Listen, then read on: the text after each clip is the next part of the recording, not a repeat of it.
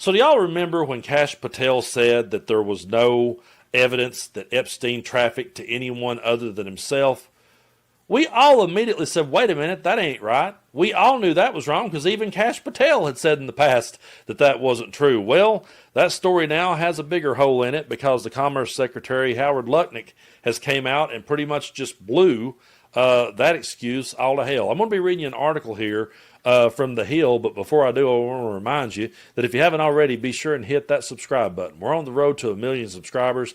I truly do appreciate each and every one of you. I do believe that we'll get there soon. Doesn't cost anything to hit it and hit that notification bell so that you know when I put out a new video. Get in on the conversation if you want to. If not, just leave us a blue heart and that'll help boost the videos and the algorithm. But yeah, folks, I mean, this Epstein story is not going to go away, by the way, and we're going to continue to call it out. We're going to continue to talk for it, and we're going to continue to demand transparency, which is Mike Johnson's favorite word and something that the Republicans aren't at all. But let's read this article here together from The Hill. Lutnick says that Epstein was the greatest blackmailer ever.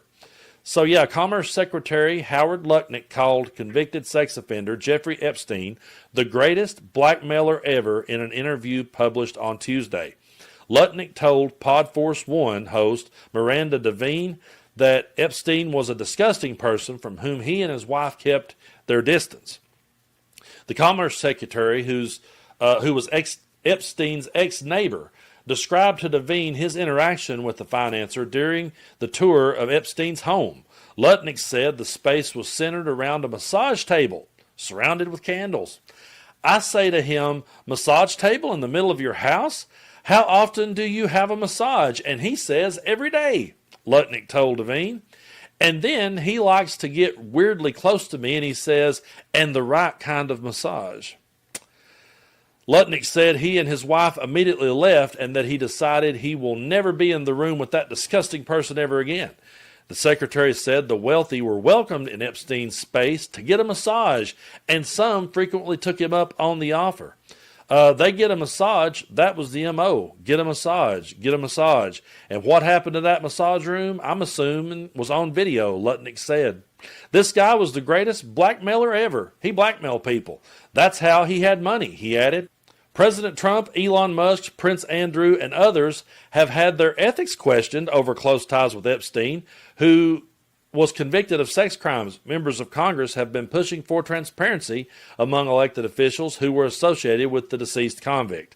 Last month, House Oversight and Government Reform Committee released pages from a birthday book gifted to the late financier with celebratory letters from the rich and the powerful. Trump reportedly wrote a letter to Epstein for his 50th birthday celebration, written in the silhouette of a naked woman, according to the Wall Street Journal. House Democrats released the drawing purportedly from Trump. One of the lines in the correspondence read, "May every day be another wonderful secret."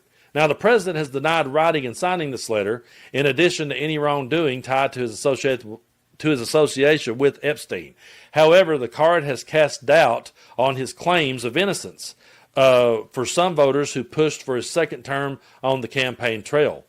Last month, the president told reporters that the letter to Epstein was a dead issue. And he also said that it was a Democratic hoax. But how many of you out there actually still believes that lie? Folks, there was Lutnick just blowing that complete story from Kash Patel, which we all know was bullshit to start with. And here we are with the government shut down. They're refusing to reopen it. They're also refusing to swear in Adelita Grijalva out of Arizona because she is the 218th vote that Thomas Massie needed in order to release the files. But I want to point out that Donald Trump was really quick to run and release the Amelia Earhart files to us. We got those. I don't know who was asking for those, but I guess he thought that might entertain us for a little while. No, at this point, we all want to see the files. Now, I've heard a lot of people on my side of the fence, a lot of fellow content creators, and I've got friends of mine that have been like, you know what, Brando, I really didn't care as much about this Epstein case. I really just thought it was a bunch of MAGA conspiracy theory bullshit. And so I really didn't care about it, but I do now. I honestly can say, folks, that I've always wanted to know more about this because it has always stunk to high heaven. It has always smelled like a rat from the minute that Epstein died in prison on Trump's watch. and there was people out there making these suggestions that maybe the Clintons had him knocked off. That was one conspiracy theory that a lot of people tried to throw out there. And did you notice how that for the longest time there was all those memes and all those hashtags of Epstein didn't kill himself? Have you noticed how those have just kind of faded away now? Have you noticed how that your MAGA friends aren't saying that anymore and they're not sharing those memes? And this is an issue that Trump ran on. This is an issue that did mean the world to MAGA Republicans because they really believed that if those files ever got released, they truly did believe that that would be the thing that would bring down the Democrats. That would be the thing that would expose the deep state. But yet here we are, and they just continue every time to trip themselves up in this story. Donald Trump, we could go back and we could start when Trump was being interviewed on Fox News. And they asked him, would you release the JFK files? He didn't hesitate to say yes. They asked him about 9/11. He did not hesitate to say yes. But when they asked him about Epstein, he pumped the brakes and said, well, maybe not that one, because that's got a lot of personal stuff in there. There's a lot of stuff in there that could damage a lot of people. He pumped the brakes on that one. But they continued to push. They got in. They gave MAGA influencers phase 1. MAGA influencers was braced for phase 2. They never got it. All they got in phase 1 was stuff they'd already seen before, and they were going, well, wait a minute, we already knew this. What about phase 2? Then Pam Bondi, after they've talked about this list forever, Pam Bondi said the list was on her desk, and then suddenly there was no list. And then suddenly Kash Patel says, oh, he wasn't trafficking anyone to anyone other than himself. And now Lutnick comes out and says the exact and total opposite. And I remember back when I was a kid, whenever I would have to miss school, I would stay with my grandmother, and she'd be watching Matlock or Perry Mason. You don't have to watch very many Matlock and Perry Mason episodes to figure this out, that, hey, this doesn't look right at all. And if this was I promise you, old Ben Matlock, he would have already got to the bottom of this a long time ago. He would have already had this one figured out. But they just keep stringing us along with this one.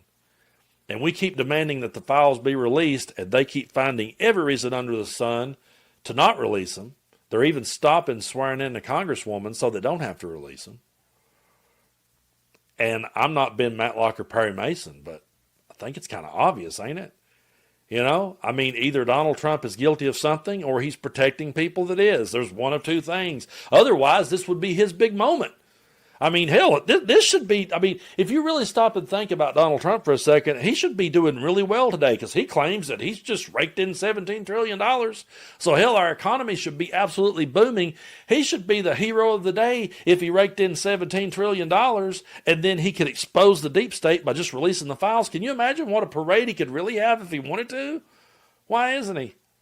Why isn't that parade happening? Why isn't he releasing the files? Why isn't he just going ahead and dropping the big cherry on top? Hey, everybody, I got you $17 trillion. Oh, wait a minute. I can't actually show you where that money come from. Oh, wait a minute. I'll put the cherry on top. Here's the Epstein files. Here's all those Democrats you hated. Here they all are being criminals. Why don't he just go ahead? He's got all the power in the world to do it. Why doesn't he? And to all the MAGA Republicans who have stuck around for this entire video, and yeah, they do. I have people message me all the time that will have a bone to pick over something I said at the 9 or 10 minute mark. So all I would say to you is this. How many times are you going to sit and try to spin this one? I'm really not trying to one-up you. I'm really not. This isn't necessarily an argument. I just wanted to win. I didn't want to own the MAGA, That's not me. I know y'all want to own the libs. That's not what this was about to me. This was about a con man. A con artist that I have watched brainwash people I truly cared about. And that's what it is for me. There are people who I love in this world. There are people who I deeply care about in this world, and I care about their families. And they were brainwashed by one of the most unhinged lunatics in American history. And so if I could sit here and bring the receipts that shows him for the unhinged lunatic that he is, I'm going to do it. I'm going to continue to call it out.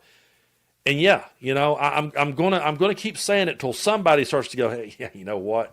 You might have a point. I did see a dude over, I can't remember his name, wish I could find it back, but I did see a dude over on TikTok who was through and through MAGA. He was all the way there. He called us libtards every day. He talked about how he hated us every day. And now he's starting to turn around and go, maybe we've been played.